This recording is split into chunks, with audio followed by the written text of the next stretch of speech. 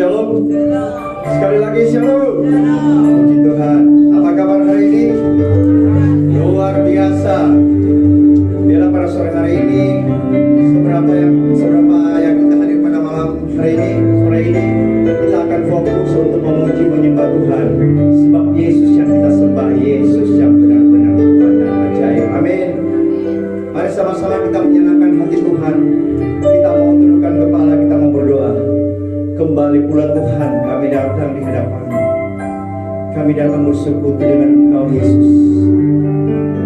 Biarlah Tuhan Engkau memimpin ibadah pada sore hari ini Tuhan. Engkau berikan kekuatan kepada kami. Engkau satukan hati kami, satukan roh kami Tuhan. Biar apa yang kami lakukan pada sore hari ini berkenan di hadapan Tuhan. Terima kasih Tuhan, dengan apakah kami harus membalas semua kebaikan hanya dengan memuji dan menyembah Engkau Yesus. Biarlah pada malam hari ini kita sama-sama menyenangkan Engkau Yesus lewat pujian kami. Terima kasih Tuhan. Masih dalam sikap doa sama-sama kita mau katakan kepada Tuhan. Tuhan, aku mau menyenangkan Engkau Yesus. Amin.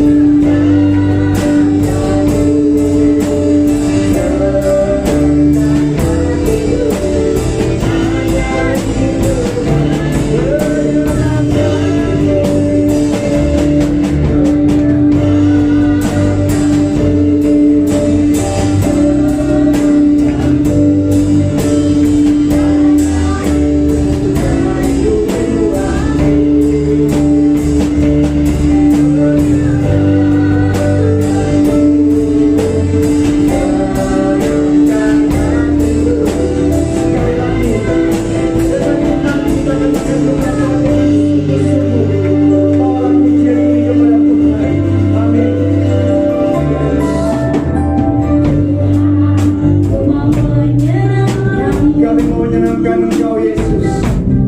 Lewat pujian kami pada sore hari ini. Penuh hati kami Tuhan dengan urapan yang baru Tuhan. Yang lewat pujian ini Tuhan, kami dapat dikuatkan Tuhan. Haleluya Yesus. Amin.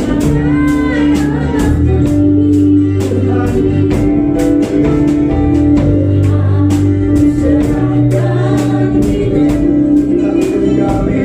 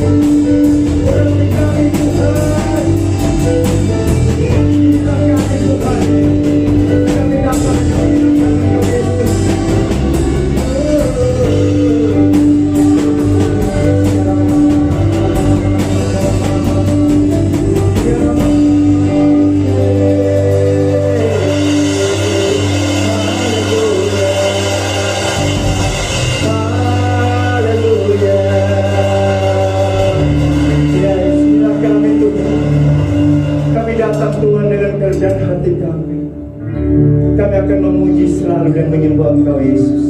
Siapakah kami ini Tuhan, sehingga Engkau menjadikan kami biji mata kesayangan.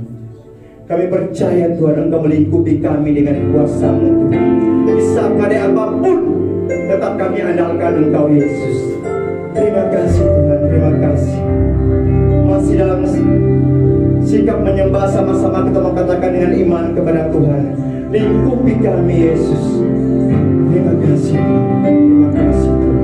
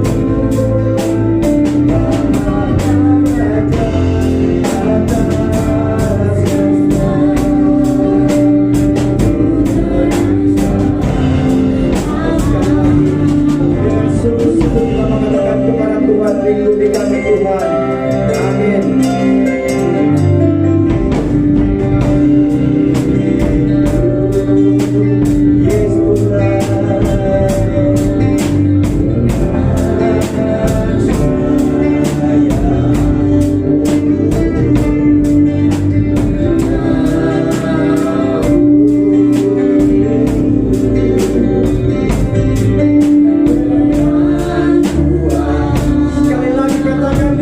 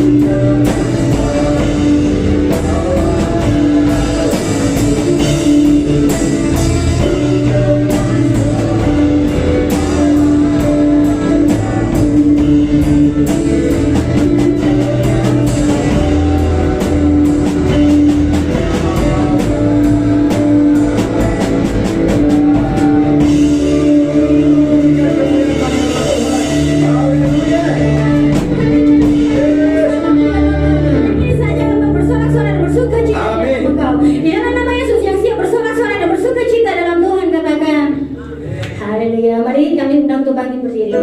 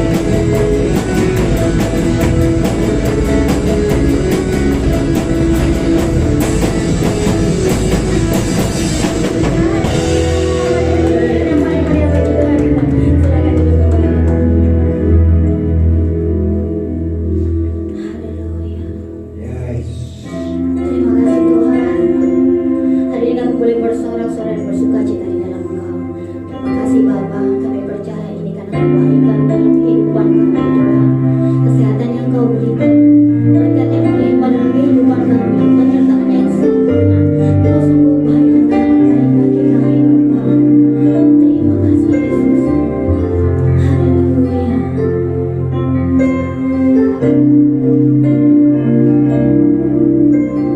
Di dalam segala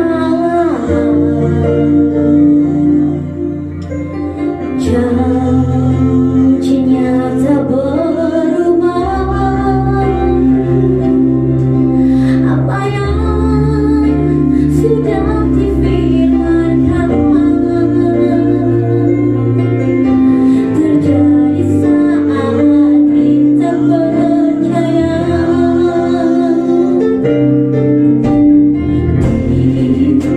Dalam segala janjinya tak berubah.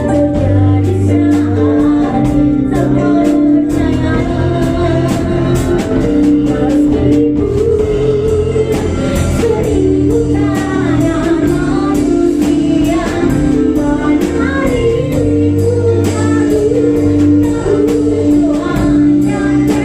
hanya tangannya sanggup membuatku naik ke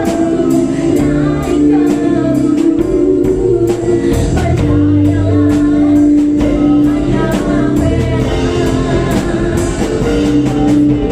Percayalah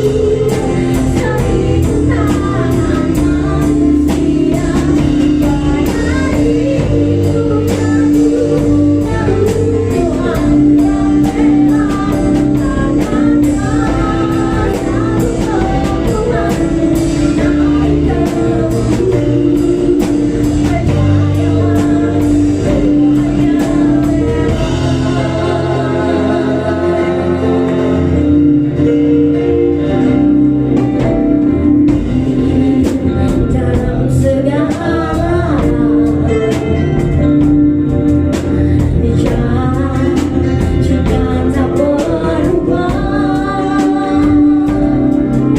Apa yang sudah difirmankan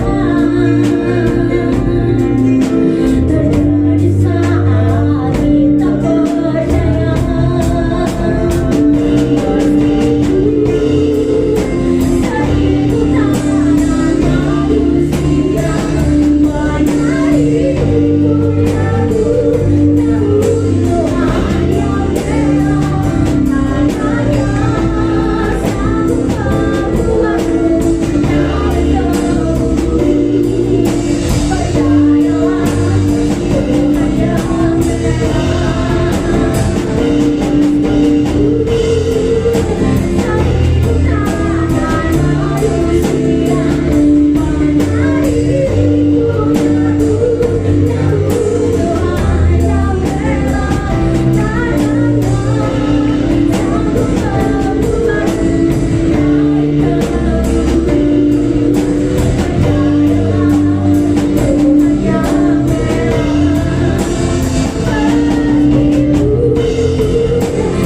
Tuhan yang bela.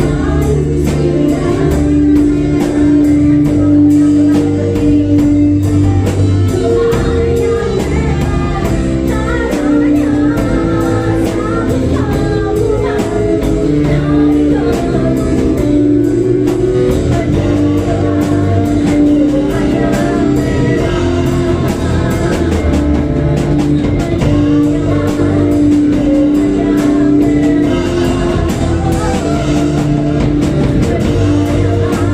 Percayalah Tuhan yang bela. Terima kasih Tuhan, kami bersyukur sore hari ini kami bisa beribadah di tempat ini Tuhan. Engkau sudah melakukan yang terbaik bagi kami. Bahkan Engkau sudah memberi yang lebih daripada yang kami tahu Tuhan. Kalau sore hari ini Tuhan kami boleh bersama keluarga kami beribadah di tempat ini, bukan karena kemampuan kami, tapi semua karena anugerah Tuhan. Terima kasih Bapa, kami sudah memuji menyembah Tuhan lewat pujian penyembahan kami, dan kami percaya ucapan syukur kami sudah naik bagi Engkau ya Tuhan. Dan tiba saatnya untuk kami boleh mendengarkan firman Tuhan. Kami percaya Bapa, setiap kami sebagai orang percaya, kami butuh firman Tuhan dalam hidup kami. Biar Roh Kudus yang mengajar kami, memberi hikmat, kemampuan kepada kami, agar kami mengerti rancangan Tuhan yang lebih dahsyat bagi setiap kami. Di dalam nama Tuhan Yesus, kami bersyukur dan kami berdoa kepada-Mu ya Tuhan. Haleluya, amin. Silakan duduk. Salam. Ya, selamat hari Minggu. Nah, sore hari ini kita boleh beribadah di tempat ini. Saya percaya bahwa semua itu karena campur tangan Tuhan dalam hidup kita. Sore hari ini kita boleh beribadah bersama keluarga, bersama teman-teman kita, bahkan lebih daripada itu para pelayan-pelayan Tuhan di tempat ini yang dari pagi sampai sore hari ini masih eksis melayani Tuhan. Bukan karena kemampuan kita loh. Seandainya kemampuan kita, mungkin tadi siang sudah ada yang tidur di atas, tapi enggak ada.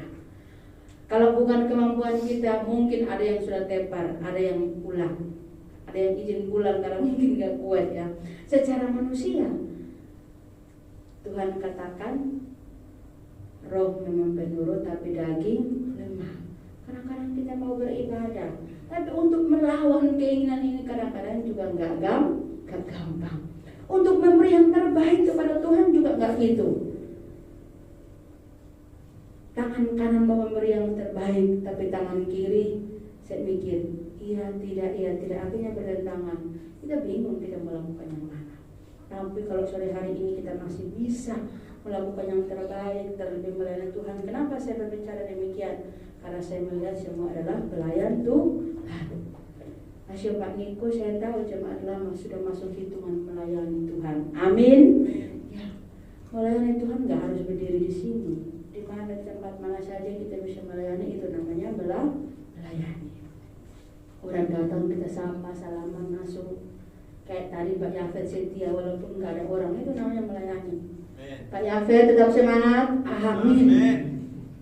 Walaupun 2 orang rasanya kayak 200 orang Pak. Ya. Semangat ya. Jangan sampai tangannya lemas ya Pak. Enggak ya. Ya. Kadang-kadang manusia itu takut melihat kenyataan. Sulit menerima kenyataan. Jangankan Bapak Ibu, saya juga.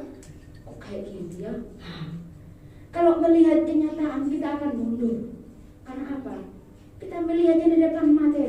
Kok begini, buat apa saya maju? Mending saya di sini aja, terus saya berbelok aja ke sana. Tapi Tuhan gak gitu. Tuhan itu katakan satu saja itu berharga di mata Tuhan. Satu. Saya percaya bukan hanya satu. Tadi itu lagu pertama itu Pak Andi itu bagus. Tuhanku mau menyenangkanmu. Bentuklah. Kalau sudah masuk dalam pembentukan hati biasanya itu sulit. Sulit apa enggak? Sulit. Kalau bentuk pikiran saya mungkin 1 minggu saya bisa tata ya. Tapi hati ini sulit. Bahkan bisa butuh waktu seumur hidup saya untuk bisa membentuk hati saya. Apalagi Tuhan yang bentuk. Saya mau yang lain, Tuhan mau yang lain. Ini sulit. Banyak orang cerita, banyak orang kesaksian. Kalau melayani Tuhan sudah lama sampai berpuluh-puluh tahun baru tahu kehendak Tuhan. Kita mestinya bersyukur. Kadang cuma butuh beberapa tahun saja kita sudah mengerti kehendak Tuhan. Ada orang yang sampai berlama-lama sampai mengerti kehendak, baru mengerti kehendak Tuhan. Sama seperti bangsa Israel nggak mengerti. Sampai cuma 2 orang yang masuk ke tanah Kanaan. Karena apa? Nggak mengerti kehendak Tuhan. Kenapa saya bisa ngomong gini? Pernah Bapak Ibu, saya melayani di satu tempat, saya katakan harus mengerti kehendak Tuhan. Saya langsung ditantang oleh 2 orang. Langsung tanya saya, kehendak Tuhan itu apa? Saya bingung, apa maksudnya tanyanya? Kayak gitu. Lah kehendak Tuhan itu apa? Kehendak Tuhan itu ya firman Tuhan. Amin. Ini kehendak Tuhan. Kok tanyanya itu apa kehendak Tuhan? Oh, Saya kaget Bapak Ibu, baru kali itu saya ditanya kayak gitu. Baru menyampaikan firman Tuhan, baru ngomong saya langsung ditanya. Saya pulang itu, Tuhan ampuni saya Tuhan. Seandainya saya pakai kedagingan saya sudah jawab, gak usah jadi khotbah, bertengkar. Ya, tapi buat apa saya layani? Itu bukan kehendak Tuhan, itu kehendaknya Dia. Buat apa saya jawab? Kadang-kadang Bapak Ibu dalam kehidupan kita juga seperti itu. Dari pagi kita bangun, contoh kita bangun jam 5 ya sampai matahari masuk. Kadang-kadang untuk mengerti kehendak Tuhan dalam sehari ini sulit. Nggak mengerti sampai malam nggak mengerti. Sampai tidur pun kalau tidur akhirnya nggak bisa tidur. Paginya saya percaya pasti ngantuk. Bukan hanya ngantuk, bisa stres juga menjalani hari yang baru. Karena kurang istirahat, bisa lemas, putus asa, kecewa. Karena cuma satu tok nggak mengerti kehendak Tuhan. Kita akan lihat bagian firman Tuhan ya. Di dalam Matius pasalnya yang ke-27. Matius pasal ke-27 ayatnya yang ke-32. Karena minggu kemarin kita sudah merayakan Paskah. Matius pasal 27 ayatnya yang ke-32. Saya akan bacakan bagi kita. Matius pasal 27 ayat 32. Demikian firman Tuhan. 32. Ketika mereka berjalan keluar kota, mereka berjumpa dengan seorang dari Kirene yang bernama Simon. Orang itu mereka paksa untuk memikul salib Yesus. Nah, dari ayat ini saya belajar Bapak Ibu. Tadi pagi saya sudah begitu banyak ceritakan tentang bagaimana penderitaan Tuhan, kehidupan kita ketika kita menderita, berarti kita ambil bagian dalam kehidupan Tuhan. Ketika mau menyelamatkan kita, Tuhan banyak menderita.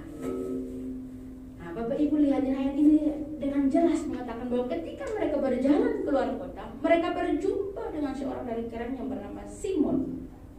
Firman Tuhan katakan orang itu mereka paksa untuk memikul salib Yesus. Ini hanya pikul, bukan gantikan Yesus dia yang disalib, cuman bantu bawa. Kadang-kadang Tuhan kasih kita porsi yang bisa kita lakukan.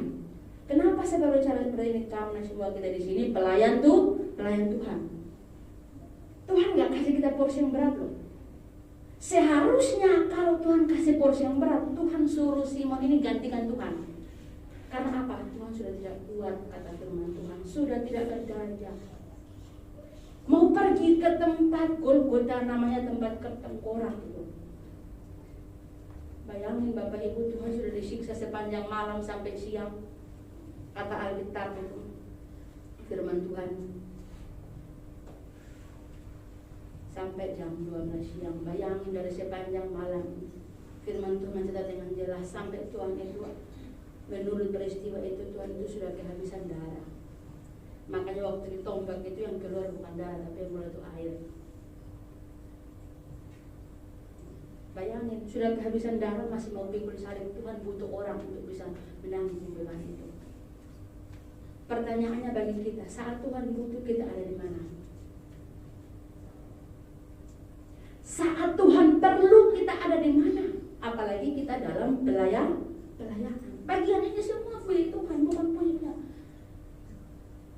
Di sini Pak Medi yang dipilih, tapi ini bukan bebannya Pak Medi. Amin. Semua kita di sini punya bagian di sini.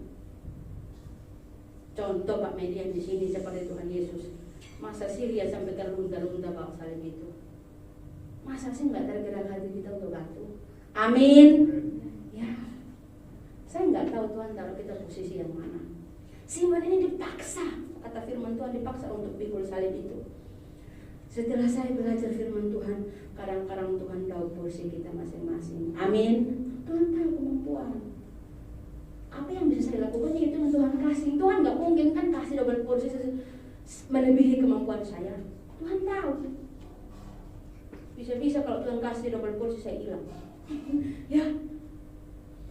Seandainya waktu bertemu dengan Simon ini kan orang baru, bukan orang yang setiap hari ikut Tuhan. Yang ikut Tuhan namanya Simon Petrus. Tapi waktu Tuhan butuh dia ada di mana? Petrus ada di mana? Hilang. Nggak ada. Namanya sama Simon. Contoh di sini di tempat ini di gereja. Kan orang sebut Yeni di GKKA. Bisa saja Tuhan kirim Yeni yang lain, kan nggak tahu. Siapa yang tahu? Hanya Tuhan yang tahu. Tuhan yang tahu. Kita nggak tahu Tuhan mau pilih siapa-siapa, kita nggak tahu. Kadang-kadang kita merasa nggak terima. Kok Tuhan bisa ganti saya sih dengan orang baru? Itu pilihan Tuhan, bukan pilihan kita. Amin. Jangan merasa kita nyaman dengan itu, nggak boleh dong. Buktinya ini murid-murid kabur. Malah yang kebagian itu Simon itu orang keren, orang asing, orang yang nggak setiap hari ikut dengan Tuhan. Kita nggak tahu di sini sampai Tuhan pilih siapa untuk datang bantu kita di sini. Kita harusnya bersyukur, terima dia, karena Tuhan pilih dia. Dan ketika saya melihat firman Tuhan pada peristiwa yang naas itu, kan kelihatan naas ya, Tuhan dianiaya, diolok, dihujat, dibanting-banting, dicambuk sampai kehabisan darah. Sampai Bapak Ibu kalau melihat videonya itu, mukanya itu bukan seperti manusia lagi, seperti orang yang begitu dihukum, kesalahannya sangat-sangat fatal, dihukum mati. Orang hukuman mati aja nggak gitu kok, langsung tembak mati, boleh sampai siksa. Makanya ada orang yang gini, kalau saya salah lebih baik pukul saya saja daripada omelin saya. Lebih sakit, bisa setahun nggak sembuh-sembuh. Ya dengar ya kata-kata yang seperti itu. Iya, tapi Tuhan sudah melewati semuanya itu.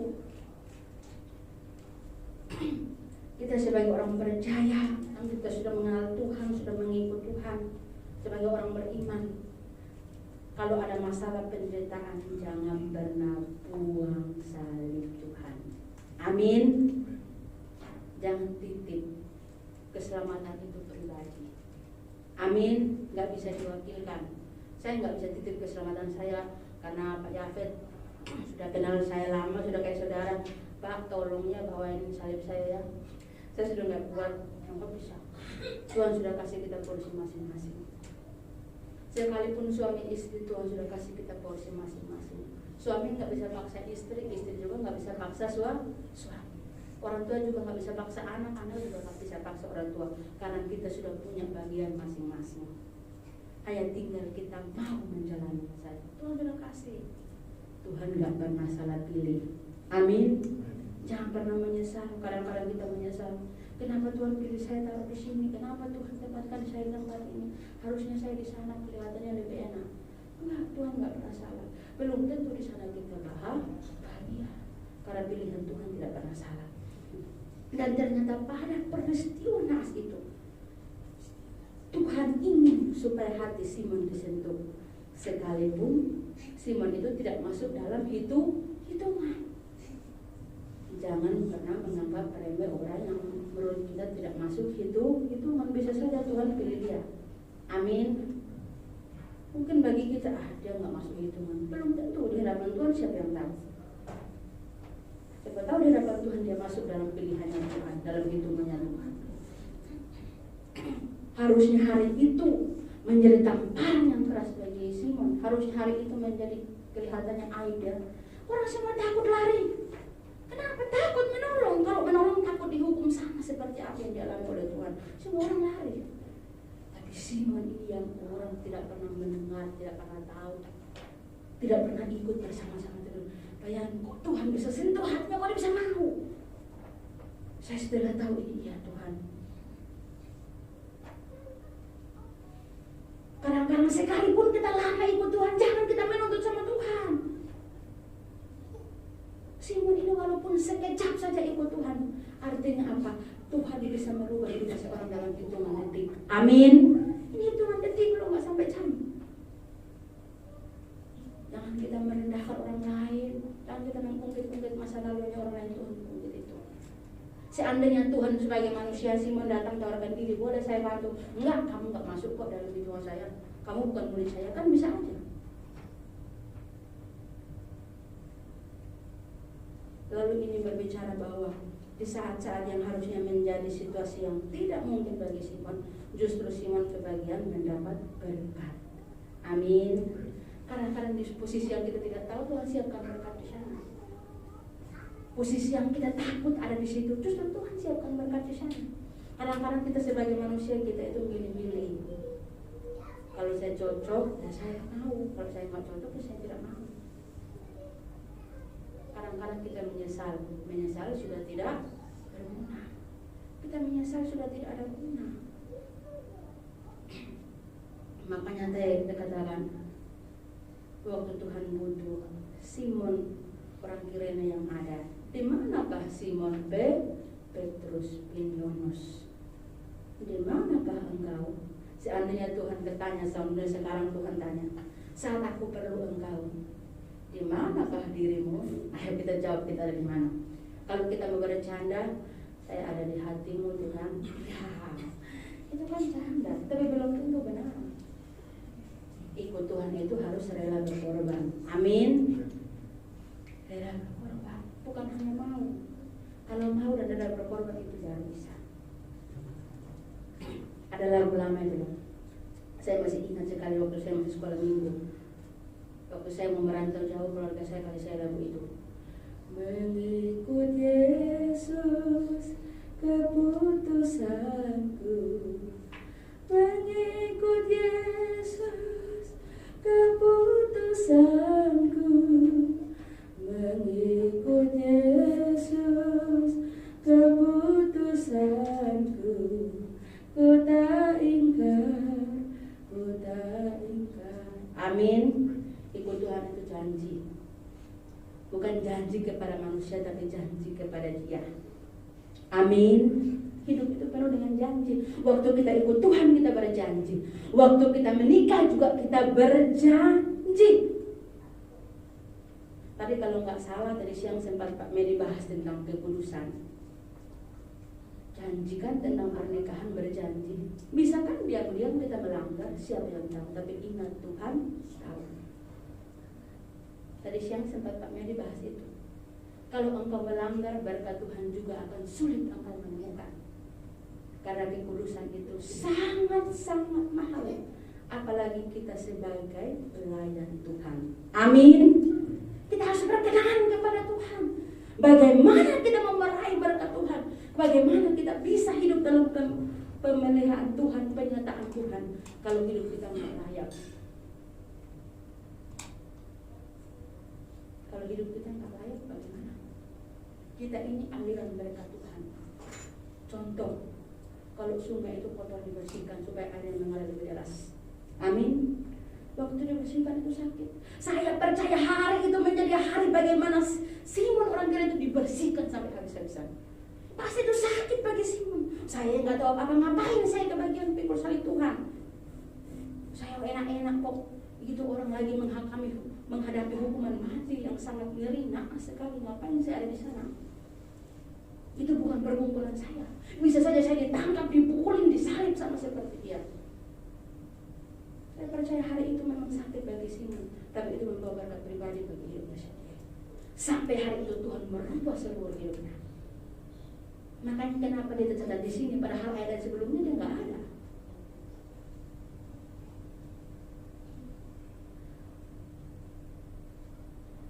Tuhan bisa pilih siapa saja. Yang bagi kita itu dia itu kotor, dia itu nggak layak. Dulunya dia itu begini. Bisa aja, tapi Tuhan nggak lihat itu. Maka yang tadi saya katakan, mengikut Yesus itu keputusan saya, bukan keputusan dia. Amin. Keputusan kita. Saya yang mau, bukan dia yang mau. Saya percaya dalam setiap keluarga Kristen punya ajaran tertentu buat turun-temurun. Anak cucunya diajarin, punya firman tersendiri, punya didikan tersendiri. Sama, kita ikut Tuhan juga punya didikan tersendiri. Cara Tuhan mendidik saya mungkin beda dengan Pak Medi. Cara Tuhan mendidik saya beda dengan Pak Yafet. Cara Tuhan mendidik saya beda dengan Pak Niko sekeluarga. Cara Tuhan mendidik saya beda dengan Ibu Elmi, Cik Feli, Jimmy, Max, Yosef, Pak Andi di atas, Ibu Lydia. Cara Tuhan itu beda. Jangan kita merasa kenapa sih kok rasanya kok Tuhan mendidik saya lebih keras daripada dia. Jangan gitu. Waktu Tuhan bangkit, masih ingat pernah saya katakan, waktu Tuhan urus Simon Petrus sampai tanya 3 kali, Simon anak Yohanes, apakah engkau mengasihi aku 3 kali? Lalu ayat terakhir dia tanya, Tuhan, siapakah yang engkau maksud itu? Murid yang tidak akan mati. Tuhan balik jawab, apa urusan urus itu? Saya urus dia, bukan kamu. Amin. Kalau kita sibuk mengurus dia, kapan kita urus diri kita? Tuhan itu berurusan sama kita, bukan dia. Amin. Sama Tuhan berurusan dengan pribadi masing-masing. Tuhan gak pernah titip urusannya sama tetangga. No. Tuhan titipkan itu di setiap kita, hati kita masing-masing. Kebanyakan Tuhan sentuh hati. Tuhan gak pakai kelompok, Tuhan pakai pribadi. Waktu Tuhan memilih bangsa Israel, Tuhan pakai setiap pribadi-pribadi.